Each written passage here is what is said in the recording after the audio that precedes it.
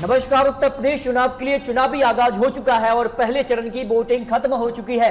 ऐसे में 58 विधानसभा सीटों का चुनावी गणित क्या बनता नजर आ रहा है, आखिर 11 जिलों पर किसका कब्जा होने वाला है, इसको लेकर आपको कुछ महत्वपूर्ण आंकड़े दिखाने वाले हैं। क्योंकि उत्तर प्रदेश के लिए पहले चरण में अगर बात की जाए तो यहां पर बीजेपी ने बड़ी जीत हासिल की थी 2017 में, लेकिन 2017 और 2022 में जमीन आसमान का अंतर दिखाई दे रहा है। इसका साफ संकेत आप वोट शेयर में देख सकते हैं। 2017 में जहां यहां पर 64% मतदान हुआ था इन 11 जिलों के लिए, और 2022 में केवल 58%, यानी 6% मतदान कम हुआ है। और इसका मतलब आप लगा सकते हैं आखिर इसका असर किसके ऊपर पड़ने वाला है, कम मतदान का फायदा किसे और नुकसान किसे हो सकता है। 2017 में तो एक बंपर यहां पर मतदान हुआ था, उसका फायदा बीजेपी को 53 विधानसभा सीटें और यहां पर विपक्ष और समाजवादी पार्टी जिसमें और अन्य पार्टियों को केवल 5 विधानसभा सीटों पर ही जीत मिली।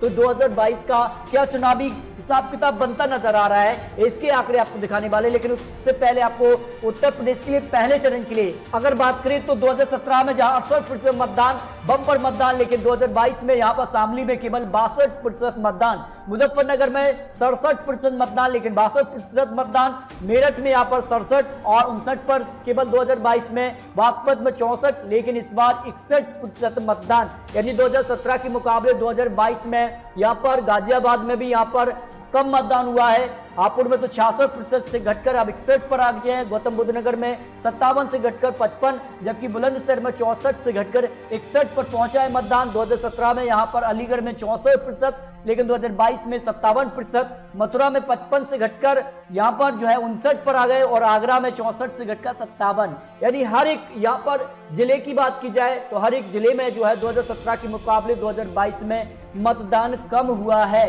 इसका असर क्या आने वाले वक्त में यहां पर किसके ऊपर पड़ने वाला है, क्या इसका फायदा समाजवादी पार्टी को मिलने वाला है या फिर बीजेपी को बंपर जीत 2017 के मुकाबले मिलने वाली है 2022 में भी, या फिर अखिलेश यादव का दावा क्या सही साबित होने वाला है, इसको लेकर कुछ महत्वपूर्ण आंकड़े। क्योंकि उत्तर प्रदेश में क्या दौड़ेगी साइकिल या फिर खिलेगा कमल, क्योंकि सारा जो खेल है वो बीजेपी और समाजवादी पार्टी में ही आमने सामने की टक्कर दिखाई दे रही है। इन 11 जिलों की 58 विधानसभा सीटों पर किसका कब्जा किस जिले पर हो सकता है, इसके आपको आंकड़े दिखाते हैं। उत्तर प्रदेश के लिए बीजेपी हो या फिर समाजवादी पार्टी हो, आखिर किसे कितनी सीटें मिल सकती हैं, अनुमान क्या लगाया जा रहा है, बीएसपी हो या फिर कांग्रेस, आखिर किसके पाले में कितनी सीटें जा सकती हैं, इसके चुनावी आंकड़े भी सामने आ चुके हैं। बात कर लेते हैं मुजफ्फरनगर की 6 विधानसभा सीटों के लिए 62% मतदान, 2017 के मुकाबले कम मतदान, लेकिन सबसे ज्यादा मतदान अगर किसी जिले में हुआ है तो वो मुजफ्फरनगर है। और यहां पर अगर बात की जाए तो 62% सबसे ज्यादा मतदान, और अनुमान है कि यहां पर सभी 6 सीटों पर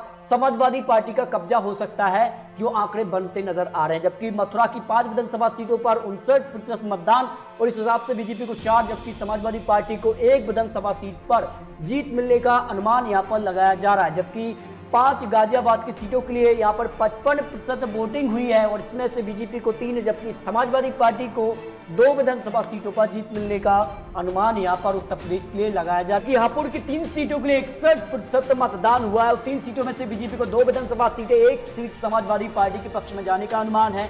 गौतम बुद्ध नगर के लिए अगर बात की जाए तो 55% मतदान है 3 सीटों के लिए, और 3 सीटों में से 2 सीटें बीजेपी और 1 सीट समाजवादी पार्टी के पक्ष में जाने का अनुमान यहां पर बड़े एक्सपर्ट ने लगाया। जबकि शामली की 3 सीटों की अगर बात की जाए तो बीजेपी को 1 जबकि समाजवादी पार्टी को 2 विधानसभा सीटों पर यहां पर बढ़त मिलने का अनुमान लगाया जा रहा है। जबकि बुलंदशहर की 7 विधानसभा सीटों के लिए 61% मतदान हुआ है, और ऐसे में बीजेपी को 4 विधानसभा सीटें, समाजवादी पार्टी के पक्ष में 2 विधानसभा सीटें, बीएसपी के पक्ष में 1 विधानसभा सीट पर बढ़त मिलने का अनुमान यहां पर लगाया जा रहा है। जो मेरठ की 7 सीटों के लिए यहां पर 59% मतदान हुआ है, और ऐसे में बीजेपी को 5 जबकि समाजवादी पार्टी को 2 विधानसभा सीटों पर बढ़त मिलने का अनुमान यहां पर लगाया जा रहा है। जबकि बागपत की 3 सीटों पर 61% मतदान है, और बीजेपी को 1, समाजवादी पार्टी को 2 सीटों पर यहां पर बढ़त मिलने का अनुमान यहां पर लगाया जा रहा है। आगरा की 9 विधानसभा सीटें काफी महत्वपूर्ण हो जाती हैं, यहां पर कम मतदान है, 57% मतदान है, लेकिन इसका फायदा किसे हो सकता है, इस पर अगर बात की जाए तो बीजेपी को 5 विधानसभा सीटें, समाजवादी पार्टी को 3, जबकि बीएसपी के पक्ष में